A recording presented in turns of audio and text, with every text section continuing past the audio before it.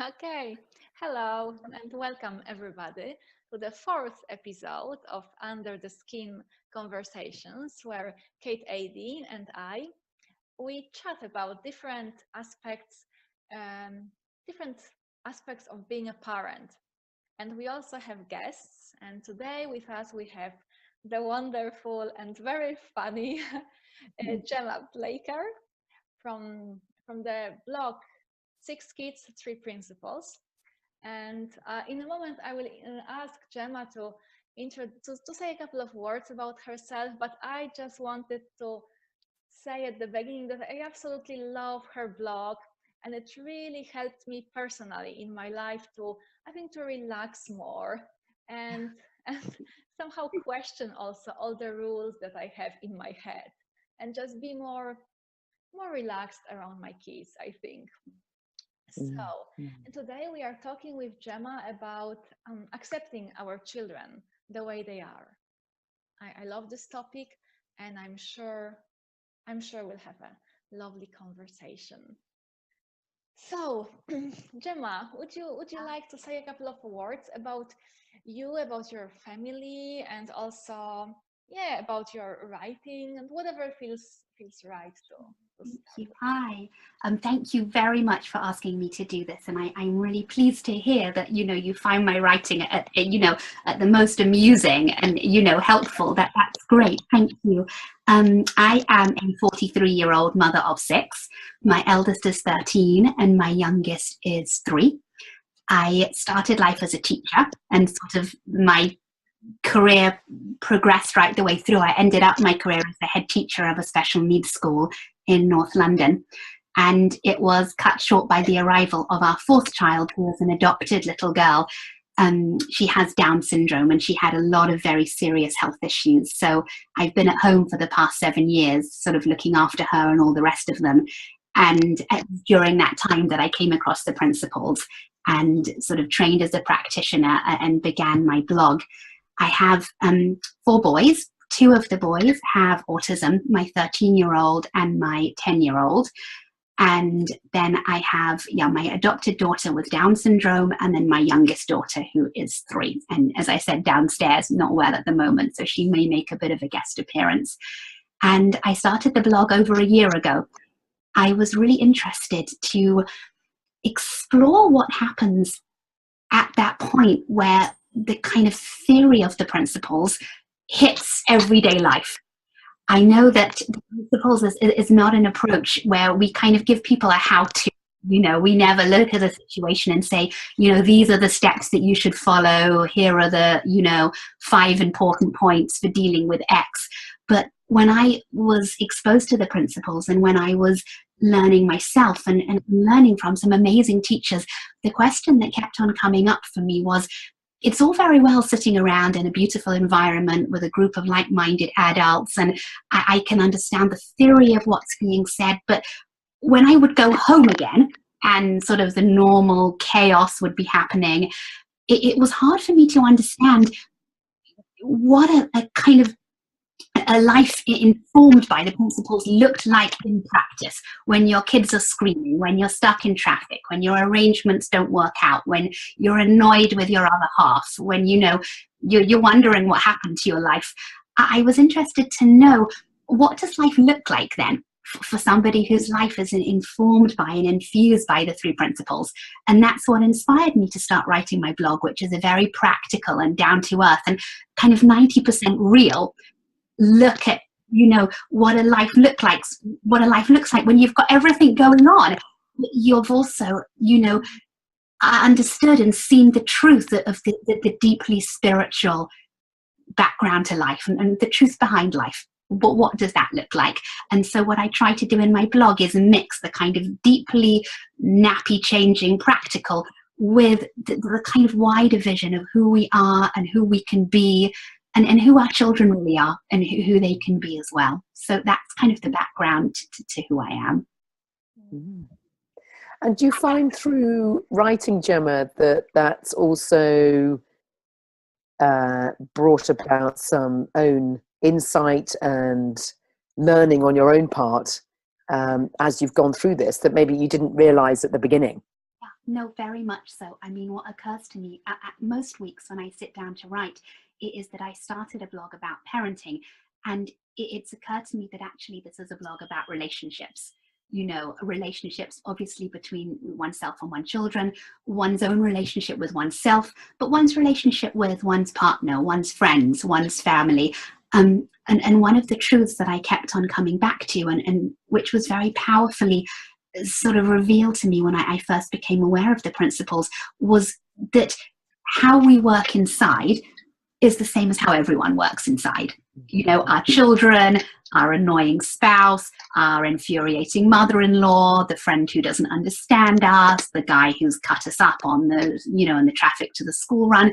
How we work is the same way that everyone works. So to talk about parenting is interesting and fascinating and useful, but actually, to me, what occurred to me is that it needs to be couched in an understanding that this is really about relationships and how we all work and how we can rub along with each other in the best way that we can, knowing this kind of amazingly paradoxical truth about ourselves, that we are deeply spiritual, living in a world that is deeply physical and can be deeply frustrating. So that was one of the things that's really hit me sort of over the progress of my writing. And I'm curious, Gemma, you mentioned that when you came across the understanding of the inside without nature of our human experience, known as the three principles, you were curious, you know, what the life of someone who has this understanding looks like, the mundane life. Yeah. So I'm really curious if you've noticed any changes, like before and after you understanding more of who we are on a deeper level. Yeah. I mean, I think like most people, the outside of my life has remained exactly the same. And inside my life has completely sort of turned 360 degrees. And as you guys well know, it's very often not about the actions that we do. It's about how we relate to them and how we, you know, construct sort of what's happened through our own thinking. And that for me has changed enormously. And you know, the truth is I could talk for hours about what's changed. I think, as you mentioned, that the sort of loose theme that we were going to look at today was acceptance. And for me, I think the deepest and most fundamental thing that has happened is that because I understand now how we all fundamentally work, I've stopped fighting against it. And I've stopped being in conflict with the way that my life was working out and the way that my children are, specifically my children with special needs. But to be honest with you, we all know that, you know, our mainstream, or if you like, regular children can also be challenging. And I've stopped fighting that. And once you work with the way that your children are, and as I was saying, with the way that all children are, life looks different and feels different. So I would say the biggest change is understanding how I work, realizing that that's the way that everyone works, including my kids, and then tailoring my parenting specifically to work with that in terms of, you know, how we move forward and how we get through that kind of, you know, difficult minutiae of our day, the kind of things I write about, the meal times, the family trips, the disciplining, the bedtimes, you know, that kind of stuff looks very different. I wouldn't necessarily say easier, but it looks very different when you're working with the way that you know that people work. And do you find that knowing the inside out nature of our day-to-day experience, in the moment, that space that's created, not all the time, but you know, that peace of mind allows the solutions to emerge for each child? So I'm just sort of thinking, you know, you've got 6 of very, very different needs. You've got 2 that are autistic. How has the 3-piece helped you with that variation in needs? Because I mean, even standard children are challenging. So has it informed the way that you parent, not just the standard children, but also the different needs of your others? No, for sure. I mean, I've become over the time that I've been introduced to the principles, and it's a good 5-6 years now, I've become much less attached to their diagnoses, you know, and I've begun to see them as I am, as a person who is constructing their reality through the principles of mind, thought, and consciousness. And that's what they do. And they do it maybe in a particular way that their diagnosis might suggest. But I've become much less attached to their kind of medical definitions. And that has been enormously helpful to me, because as a parent, it's allowed me with all of my children, but especially the ones with special needs, to step back and think, who are you? What's important to you? How do you construct the world? How do you view the world? Where are your thoughts taking you? And that's been really interesting to me. And obviously my 2 boys with autism, I see that their thoughts are patterned in certain ways. And that's how I've come to see their diagnosis. But it's allowed me just to step back and see all 6 of them as thinking beings who are feeling their thinking in the moment. And that's what they're doing. And I wouldn't say in terms of solutions, I wouldn't say that I'm sort of massively on top of them now and I'm getting it all right and I'm thinking, oh, I can cure this and I can solve this, because, you know, meal times and bedtimes in my house look just as crazy as I'm sure everyone else does. But I think for me, I see what's happening as much less problematic, you know, much less endless.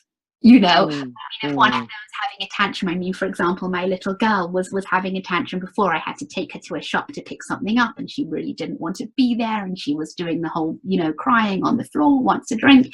And I can see very clearly now that she is feeling her thinking in the moment. And I know very clearly that once we get out of the shop and she has her little carton of juice, she's going to calm down. And I see that as a function of the way the principles are working inside her and through her. If I didn't have that understanding, I think I would have seen that tantrum in a very different way. And I would have thought, what is it with her? Why is she being so difficult? She's always like this. It's never going to end. I maybe need to get some expert help in here. What are other 3-year-olds doing? I don't do that anymore. Every incident that comes up for us, I am able to deal with through this lens of how people work and what's happening for them at the moment. And I also know for myself that I have adult tantrums, you know, when I'm stuck in traffic. I'm also mentally throwing my toys out the pram and snapping at people and, you know, getting annoyed if someone's trying to cut me up and all the rest of it. So in a way, the insight for me that the principles, it's massively democratic. It's true democracy. We all work in the same way. It's allowed me to realize that as adults and children, we kind of express our thinking in different ways, but we're kind of doing the same thing.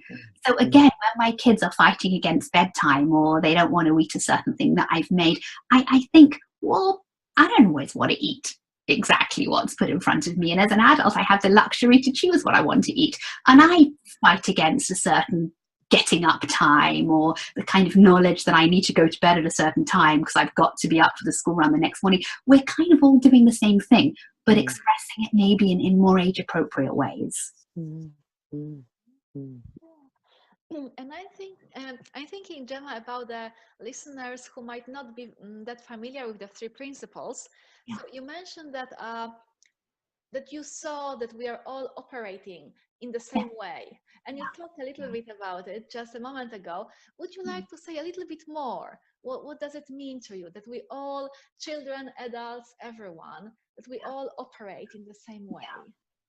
I think what I'd like to do is just flip your question slightly and start from the perspective that as I was sort of growing up and, you know, maturing and understanding about the world and then, you know, getting married and thinking about having kids, for me, the received wisdom was that children were fundamentally different to adults and that children needed to be parented in a certain way, and you had children's food and children's routines, and children was sort of like a puzzle to be read up on and understood, and it was kind of like a specialist area. And the honest truth is, to kind of maybe place myself in a rather unflattering light, I thought that about other people who were different to me. I thought, well, they must be different to me in some way. You know, people who I had difficulty understanding just generally through life, or to be really honest, and again, to cast a very unflattering light on myself, the checkout girl in the supermarket or the postman. I thought, well, they're somehow different to me in different ways. And one of the great life-changing insights to me was, as you were saying, that the three principles point towards, and to me are a description of the way we all understand and experience life, be it the postman or the checkout girl or your tantruming child on the floor or me or anyone. We're all doing exactly the same thing the whole time. And that may show up wildly differently because we have free will to do with our thinking what we want and to react from our feeling and however we want. You know, we're not robots. But that to me, you know, has completely, as I said, changed my life and the way that I relate to everybody in my life. And specifically in the way that I relate to my children. And I sometimes feel when people are talking about the world of children as if it's a foreign land and something, it's become, I feel, so medicalized and so, you know, if you talk to your parents, to your kids' teachers at school, we're very much into where children are on the ability scale and how they're progressing or how they're not progressing and what they're doing and what they're not doing. And we've adopted norms. And I'm not saying that there's a certain element of that conversation that's not hugely useful, you know, and if my kid isn't doing well in school, for sure, I want to know why. But I feel that we've lost that fundamental background truth that we are all the same, parent, child, whoever, we're operating the same way. And if we begin, you know, the three principles does not give you the ultimate 100% understanding of the mysteries of life, because that would be to say that, you know, I understand the way the universe works and I don't.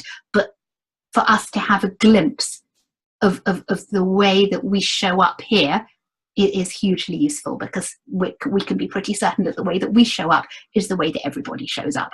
And that's very helpful for me when I see my kids showing up in ways that are not exactly the way that I would want or the ways that I would expect. Mm. And it has made me chuckle, actually. I don't know, what's coming into my mind is how sometimes the coin is flipped the other way, that we are big children, we become the kid and they become the adult. So in fact, they shine the light on the fact of actually how it's working in action. We're the ones that are tripped up because we have so much thinking about our own thinking or thinking about what's going on that stops us in our tracks. Does that resonate? No, 100%. I mean, it's a big inside out cliche that, you know, toddlers playing, they're sort of experiencing the way life works in its purest form. They're arguing, they're fighting. One second they hate each other, the next second, you know, they're best friends. And that's, if you like, a very healthy model for us as adults to emulate. And that's what I try to emulate myself as much as I can. I mean, sometimes people very kindly ask me for advice, which I always find really funny when they say, Gemma, I read your blog and I'd love some advice. I think, wow, you really haven't read my blog, but you know, I could give it a shot. And one of the things I find myself saying to people a lot, and this is rather counterintuitive in the kind of very helicopter way that we tend to parent at the moment, is step back and leave it alone. And as long as in whatever situation your child is not in physical danger or emotional danger, step back and see what's going on here. And let's see if this thought process showing up as behavior in the child can kind of work itself out the natural way. Because when my kids are kicking off about something, again, as long as I can tell that everybody is safe in the wider sense of the word, I leave well alone. And 9 times out of 10, situations blow themselves over. And if they don't blow themselves over, if there is some action required by me as the adult parent, that is much better done when everybody is calm and in a better state of mind, and whatever storm is blowing has blown itself out. And so, yes, I try to model sort of the way that children are. I mean, my little 3-year-old who was having a tantrum this morning, 2 seconds later, she's fine because she's not feeling that particular thought process. And that, for me, observing that in action, and specifically my younger children, as I move up to my teenagers, has been massively useful. And when, you know, one of them comes in from school screaming and hungry and tired, and this has happened, and this teacher's unfair, and this boy didn't wait for me at the bus stop, or whatever, I don't dive in there, you know, desperately trying to problem solve and sort it all out. I just step back. And that's not to say, people sometimes say to me, isn't that just indifferent? And isn't that unsympathetic? And your child's unhappy and you're just stepping back. And no, not at all, because I have compassion for myself and for everyone who has that human experience of being caught up in a lot of very unpleasant feeling. And so for sure, I'm there for them, and I nod kindly, and I make them, you know, a cup of hot chocolate if that's what they need, even though I know that the hot chocolate itself is not going to cure the thinking or solve the thinking. You know, I have enormous compassion for anyone who is feeling their thinking in a hugely, you know, painful way. But I don't take the contents of those thoughts that seriously, and I don't jump on something. And I find it amazing, just in some of the parents groups that I'm in Facebook, the huge amount of panic and anxiety and over medicalization and rush to diagnose and rush to panic that I see in so many parents that I think is a great shame.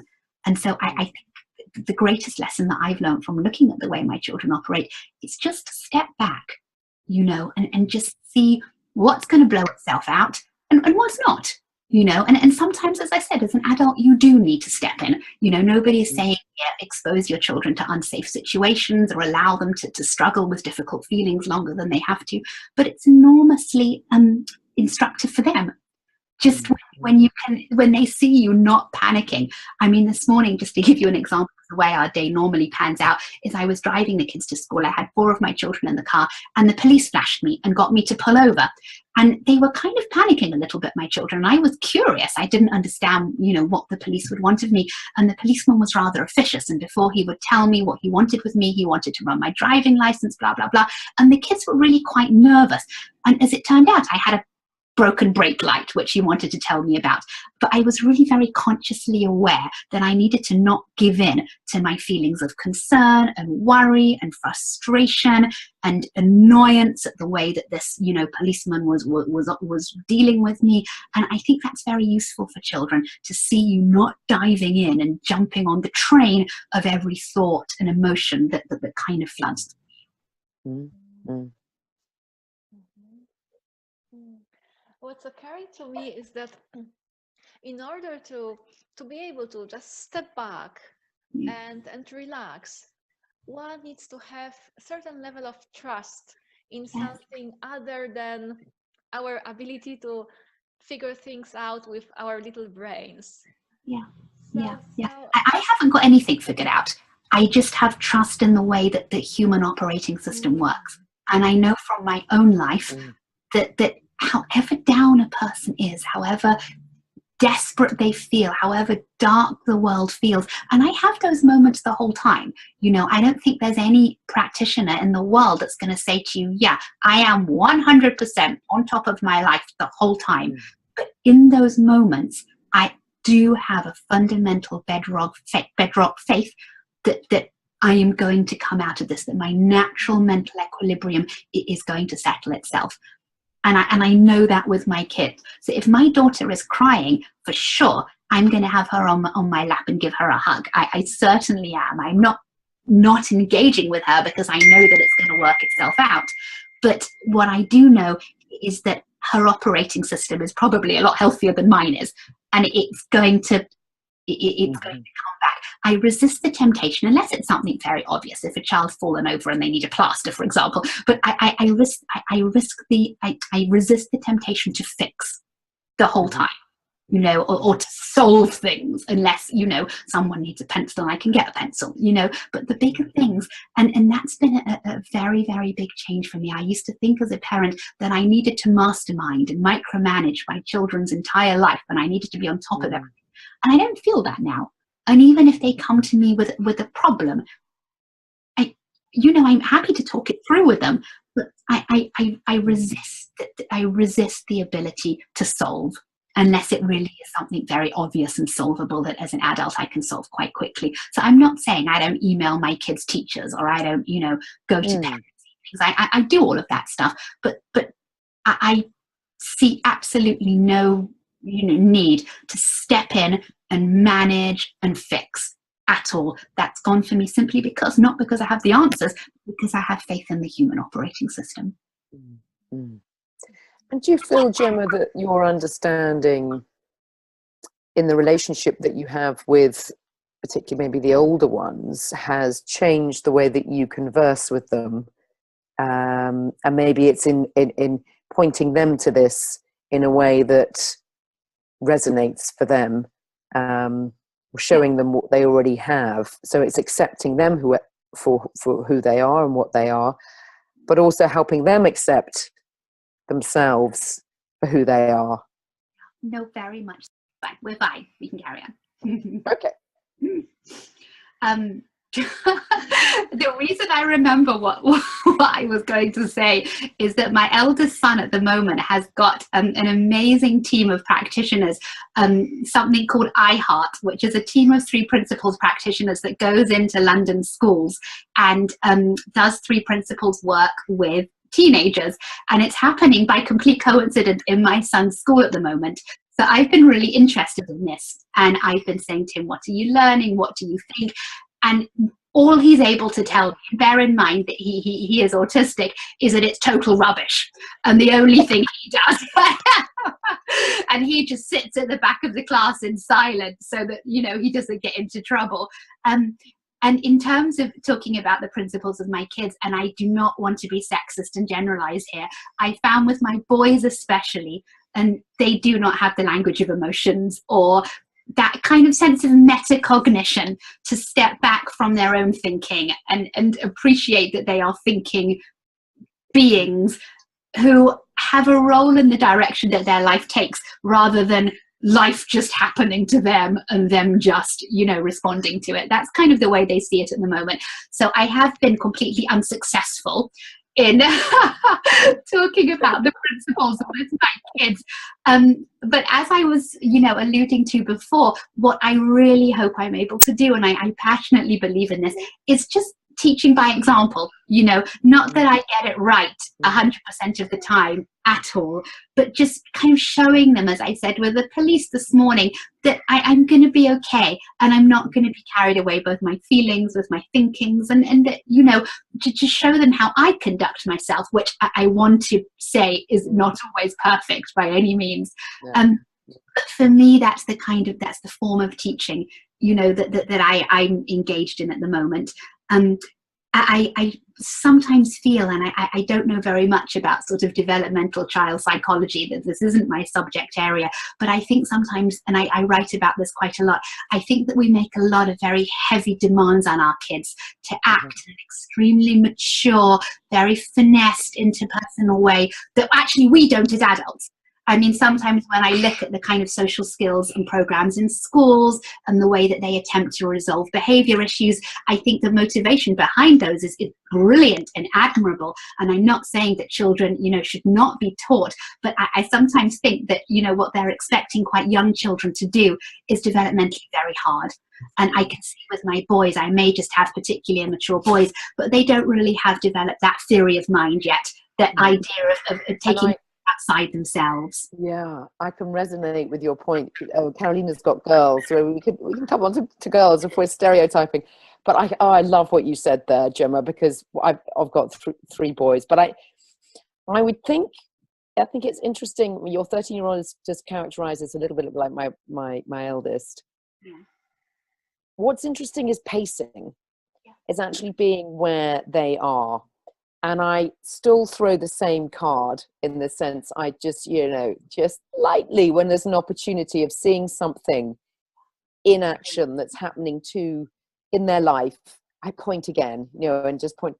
Whereas my middle one is almost as though he's born with a more open connection to nature and to things, it's just a very different, he's younger, has a very different, and then my youngest one is playful and being young and fun, and so, but I think your point of being in that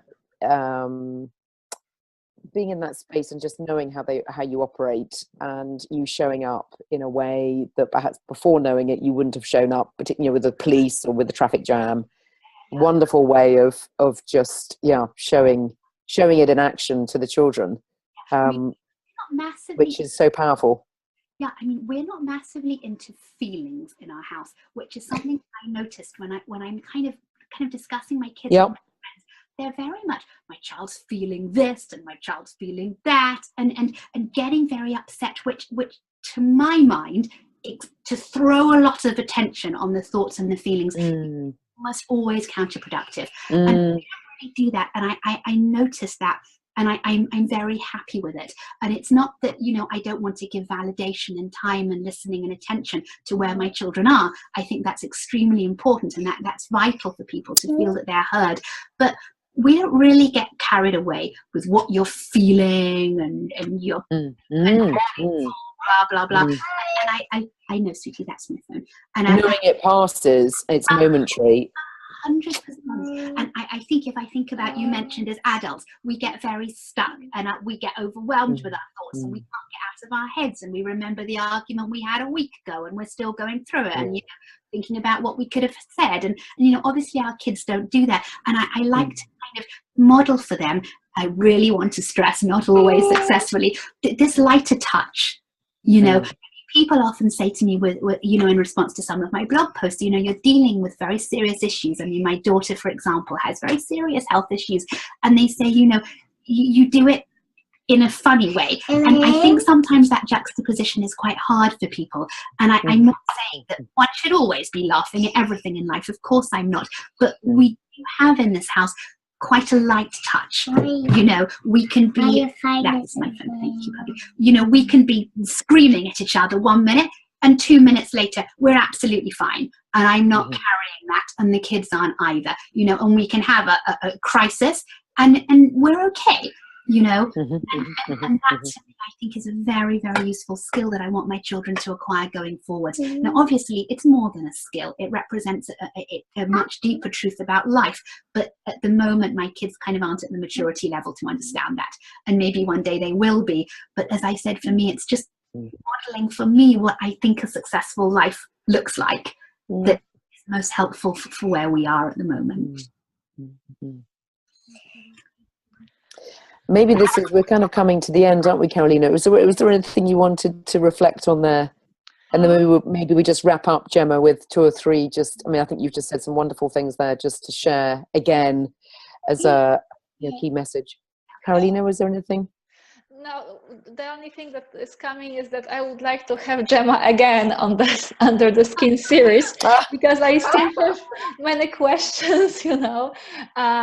Yes, maybe. And maybe we turn it into a live. That's another opportunity. Perhaps we do you know, we go bold. Yes, I will be emailing you what that is, but I'm fine with it. Yes. Great. Yes. So for me, it's just the what is I'm taking from this conversation is the authenticity and the relaxed kind of touch that you, Gemma, talked about everything today. Really enjoyed it. Yeah. Thank you so And much. for you, Kate, is it something that you wanted to share at the end?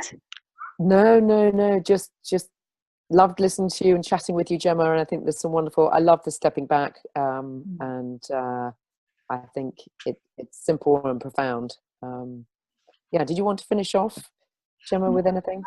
Well, I really enjoyed talking today, and I think for me that the sort of, if I was going to ask people to take one thing away with them, would be, you know, Carolina, what you mentioned at the beginning, this idea of acceptance and this idea about not fighting against who your children are, even though it may look different from the reality that you envisaged, you know, when you embarked on that parenting journey.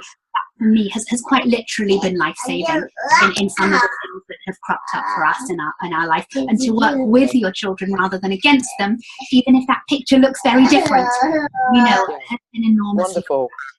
Thank you so much for joining us, Gemma, and sorry about we had a bit of interruption. Fine. And, sorry about my little friend here. Technical and yes, a physical little being interruption. Thanks, Carolina. Thank you, ladies. Okay, bye-bye. Okay, bye-bye. Bye.